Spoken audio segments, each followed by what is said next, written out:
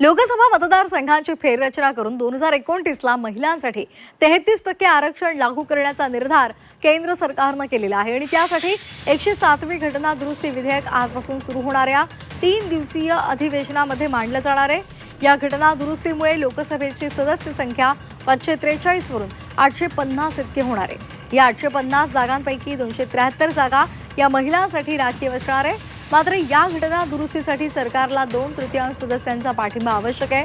दोन्ही सभागृहांमध्ये सरकारकडे तेवढं संख्याबळ नसल्यामुळे घटना दुरुस्ती विधेयक मंजुरीवेळी सरकारचा कस लागणार आहे। दरम्यान 2 सभागृहातील सध्याची स्थिती आपण काय आहे ती पाहूयात।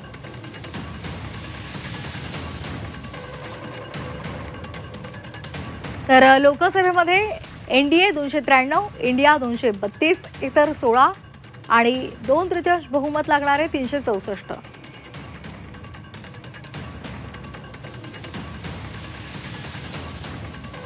तर राज्यसभेतली आपण सदस्य संख्या पाहतोय। एनडीए 139, इंडिया आघाडी 75, इतर 30 आणि 2/3 बहुमत असेल 164।